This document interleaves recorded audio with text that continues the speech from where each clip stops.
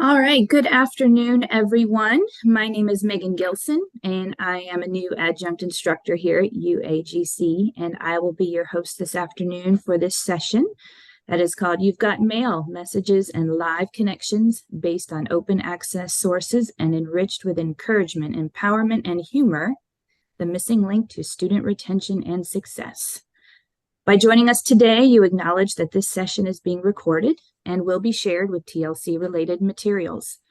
Microphones will be muted for the presentation, but we encourage you to post questions and comments in the chat. Also, we have enabled live transcription. If you would like to use it, click on the Show Captions button at the bottom of your Zoom screen. Now, I'm pleased to introduce to you our presenters, Sandra Rebeor, Michelle Rosser-Majors, Christine McMahon, and Stephanie Stubbs. Thank you, Megan, and thank you all for being here with us today. My name is Dr. Christy McMahon, and to get started, I'd like to just cover our learning outcomes for our session today. And what we would like to look at is, first, we want to examine various open access resources and ideas to help encourage, empower, and humor your students. We also want to assess different perceptions among the senders, also the receivers of those messages.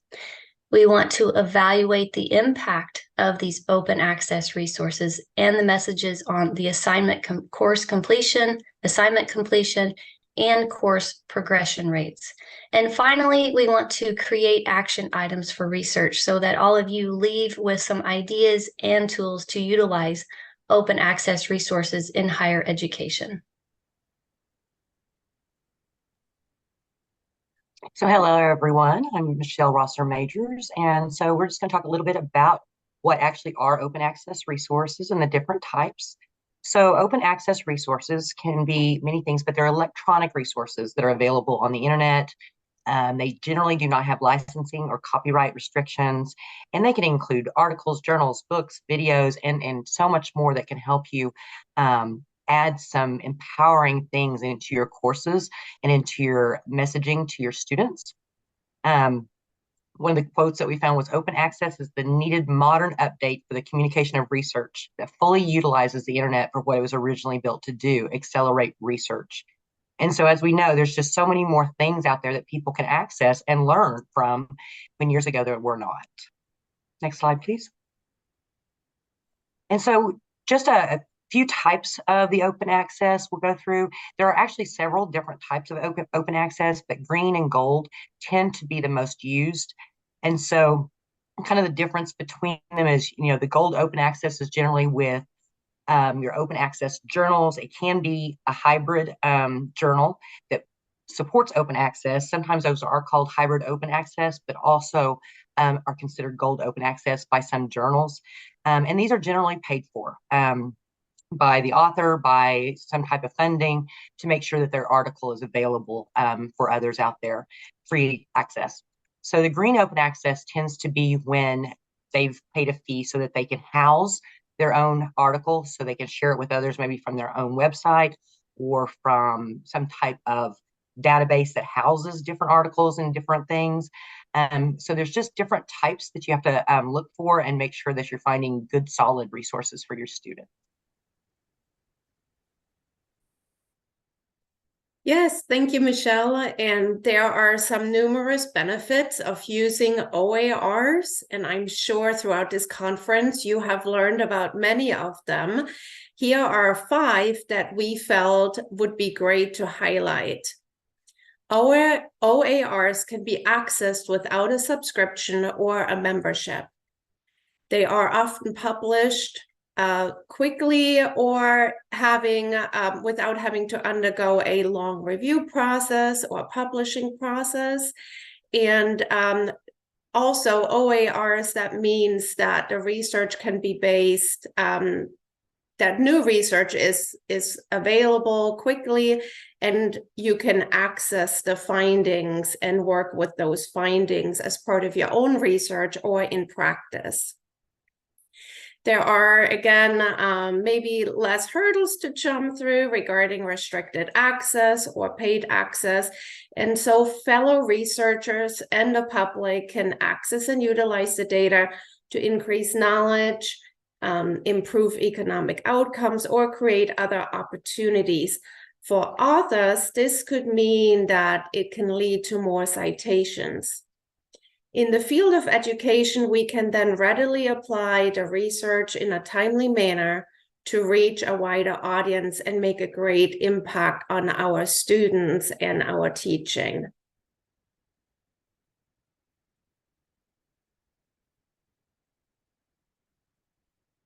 Steph? You muted, Stephanie. Thank you so much. Sorry about that. Open access resources can be used to increase self-determination and self-efficacy, which are such crucial determinants of success, student success. When students feel motivated and capable, they're more likely to continue in their program toward degree completion. And we all are here for that same reason, to encourage our students to continue toward their goals. And this is just one additional tool that can support us as we support them. To be successful in the online classroom, teachers must learn to engage learners and build connections. This is a really different skill set than what we might be used to using in a traditional classroom setting. In the traditional on-ground face-to-face classroom, students get a sense of who their instructor is, or a feel for their personality, maybe before and after class, when they have those informal conversations. And those opportunities aren't as naturally present in the online setting. So as instructors, we have to intentionally integrate them in this environment. And providing and using open access resources can open opportunities for discussion and conversations that foster some of those more informal opportunities to get to know one another and to get to know the material. And social online presence is a must in the online classroom. It helps students feel like they're a part of the online learning community. Conversation is really a key piece of this. Keeping a dialogue between students, one with another, and also with their instructor. Using open access resources that prompt and pique their interest really helps to build this rapport between those in the classroom setting. Building that online learning community is crucial to success of our students in this setting. Online learners may feel disconnected physically, but we can ensure that they are mentally and emotionally engaged and feel like they are truly a part of this really unique and important thing that we're doing together. Online instructors often have to put in a little extra effort when crafting their emails to give them that warm personal vibe and help encourage the student to feel safe, comfortable, and welcome, encouraging them to communicate, to correspond. Using resources that are widely available may make this material more engaging and interesting, and increase the likelihood that students open and read those messages that we're sending. Effectively used OARs can help an online instructor promote self-determination, self-efficacy, and increase student retention. All right. Let's start with the first question that we have for you. And again, we would love your input. Megan, I don't know if we can unmute the audience or if they can unmute themselves. If not, you can feel free to type it in the chat. Steph, do you want to get started? I would love to. So when we're sending messages or engaging with students in the classroom, some strategies that can be used to promote engagement include encouragement, empowerment, and humor.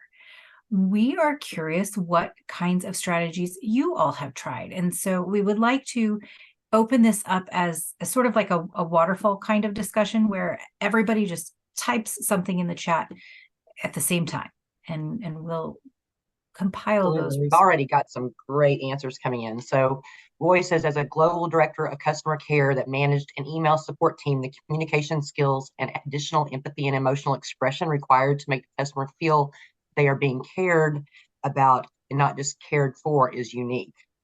Totally agree. Lynn says, I use Bitmojis, I love that, and quotes in the announcements to engage and empower students. I think that's great, Lynn. And there's, many open access images and different things too that can be used to support that as well. Shauna says, okay. Let's see. Michael says, I use a lot of memes, encouragement, and support. Awesome. Marissa says, I've started adding memes to my discussion replies to make them more friendly. Kelly says, trying to use memes to represent the week and have students share theirs. I love that. I'd never thought about asking them to use their own, how fun that would be, rather than it just being us, as having them do that. Heather says, I asked students about something they posted in their intro, something about their life outside of school that they shared. Great idea. Harla says, I have used Bitmojis, and quite a while back, I used Screencast-O-Matic to provide assignment feedback to students who could see my body language with my comments. I love Screencast-O-Matic. I think that is excellent. I think it's great to also, as part of that social presence piece, to create introduction videos using Screencast. If you're not comfortable, talking, Animoto is another one that you can add music to, where you don't have to necessarily talk. You can just add the words and stuff. I love that. Let's see. Okay. James says, commenting on commonalities I notice in their discussion posts or introductions. Love it. Heather says, I use emojis to portray my tone. I think that's important. I think we forget how difficult it is to read tone in some of our feedback that we give. Are memes accessible? Are Bitmojis? In many cases, they are. You just have to search out and make sure that it's free to use.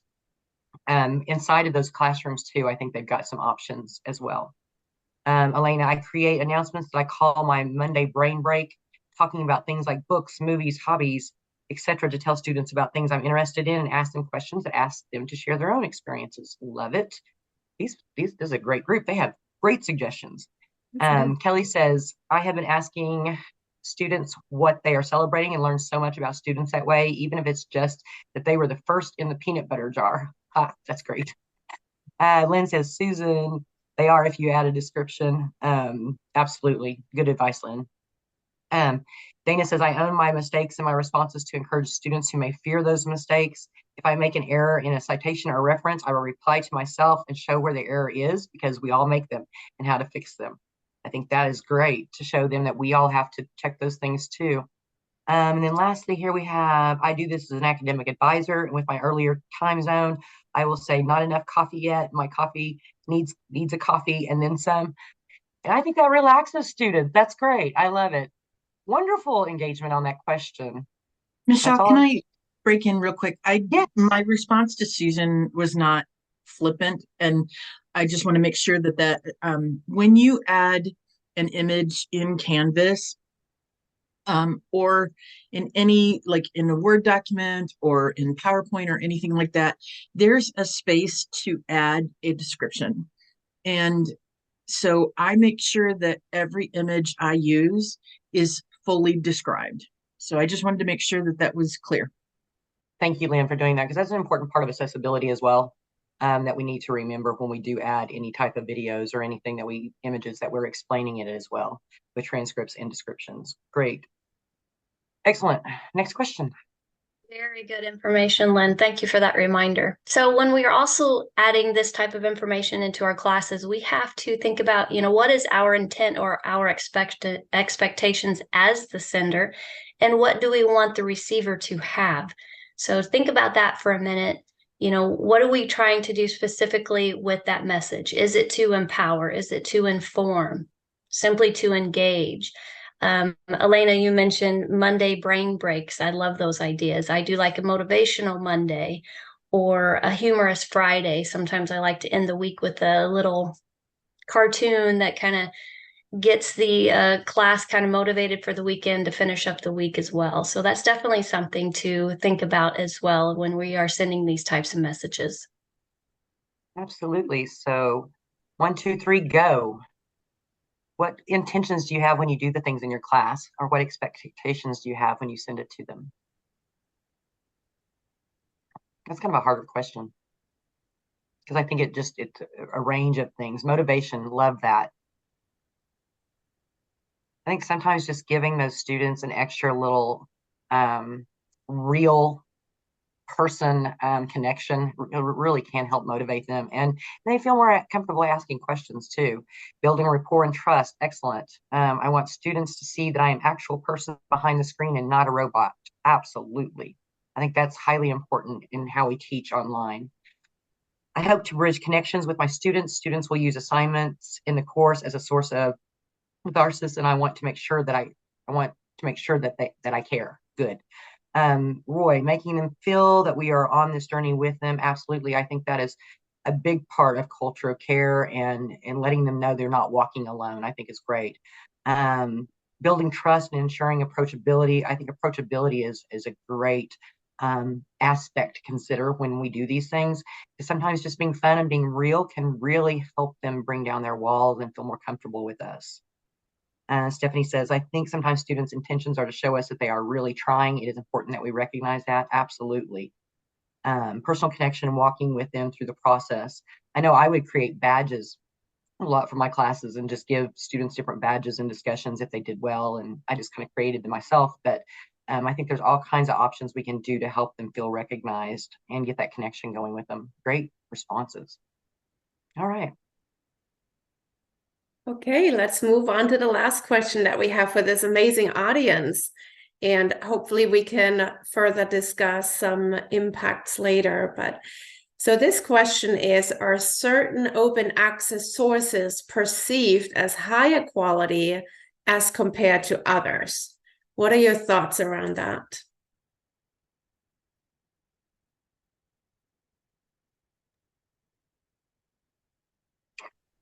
Personally, as they start writing their ideas, and I actually think that we do have to be cautious about different sources, as we use things, and make sure that they're credible sources. There are, you can go to Google and read a lot about journals that are not reputable, trying to convince people to do it through their journals and different things like that, so they don't have a good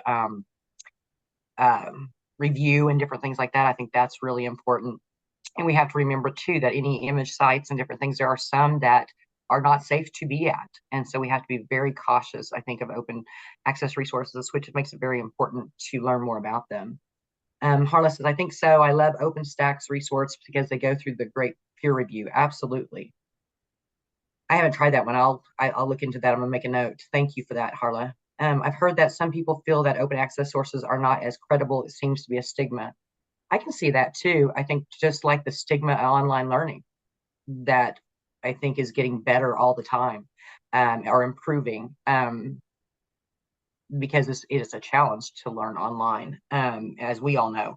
So I would agree with the stigma piece of it. And I think as more people, even AI starts to develop where it can do different things in education, I think that hopefully that stigma will improve. Great responses.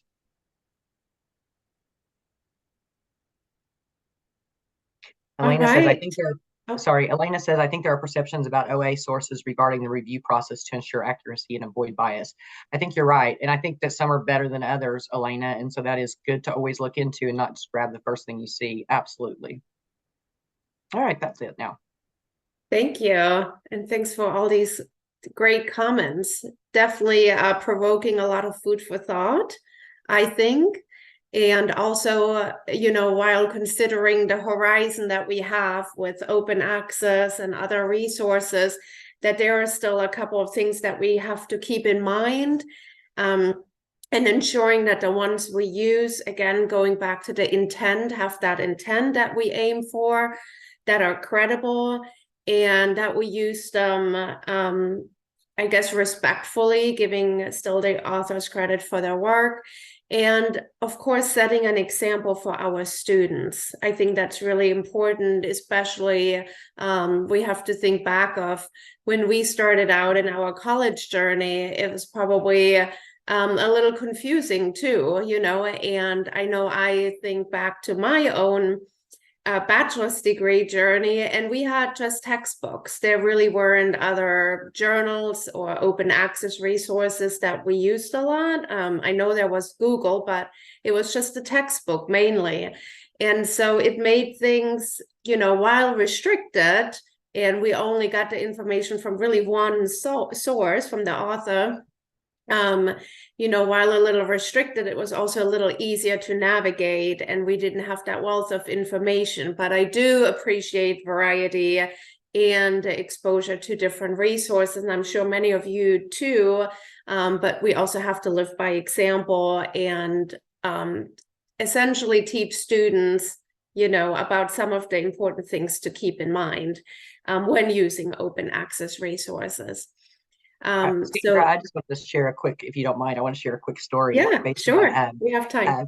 Felicia had mentioned Wikipedia, and I will tell everybody a funny story. I quit allowing that ever, and don't do it myself, after a friend of mine went to Wikipedia, edited the Wikipedia site saying she was dating some guy, actor, something or another, and like literally it stayed on Wikipedia for like 3 days. So it's kind of scary because you never know who's in there editing some of those, but I do think it's gotten a lot better on some of the sites where people can't all edit it. So I do think it's gotten better. But that's too funny. Thanks for sharing, Michelle.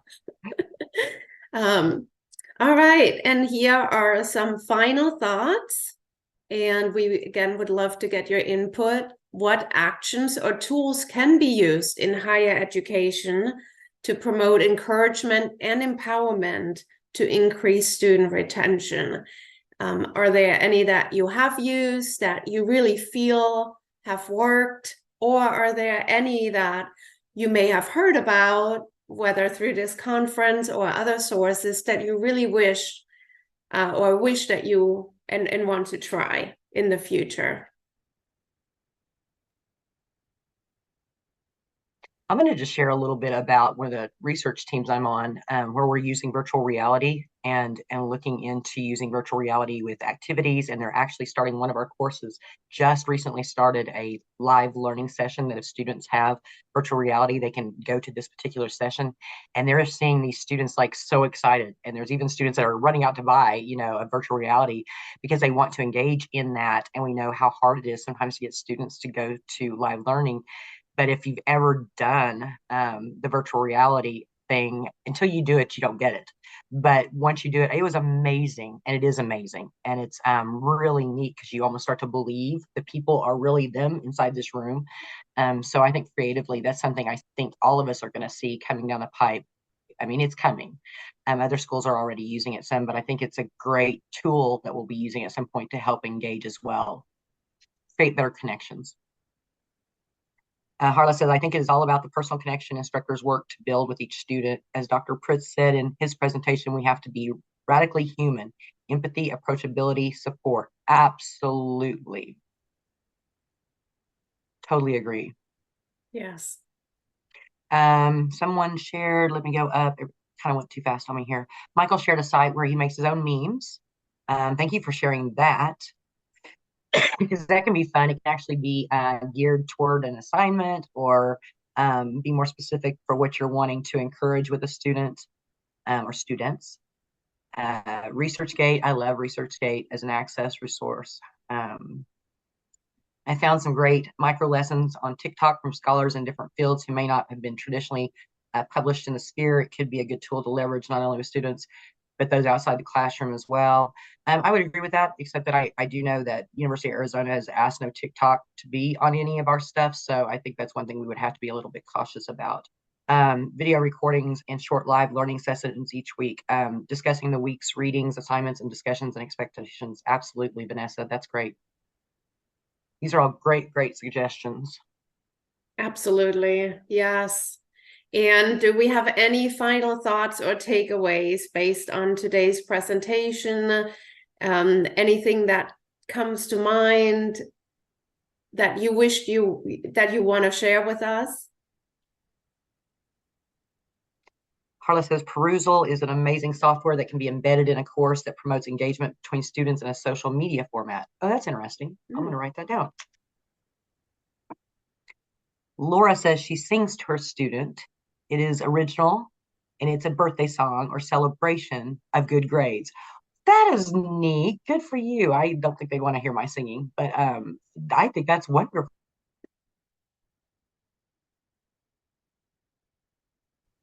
I think the key is just being very open-minded about how can you make students feel more connected to you and feel much more comfortable with you.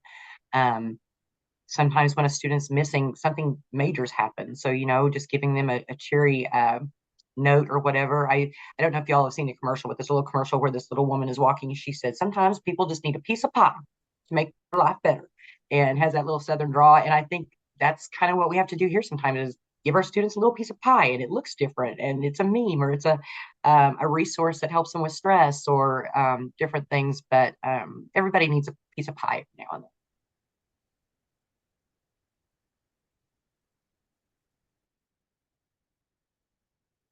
Awesome. Well, we are at the end with 5 minutes to spare. Wow, something I didn't think was possible with such a tight timeline for our presentation, but that's amazing.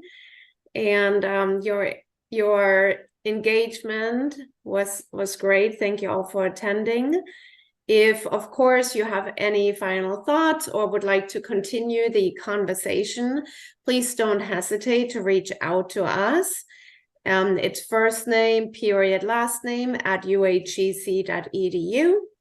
So, yeah, we'd love to stay connected. And if you come across anything else that you feel you want to share with us regarding open access, student encouragement, empowerment, we would certainly appreciate it, or any general thoughts relating to the topic. So thank you again for attending, and we will see you soon. Thank you. Thank you to our presenters, Sandra, Michelle, Christine, and Stephanie. And thank you, audience members, for your participation in today's session. If you would please use the survey linked in the chat to nominate TLC presentations for conference awards and share your feedback on your conference experience. We hope you had a great day today, and we hope you enjoy day 3 tomorrow.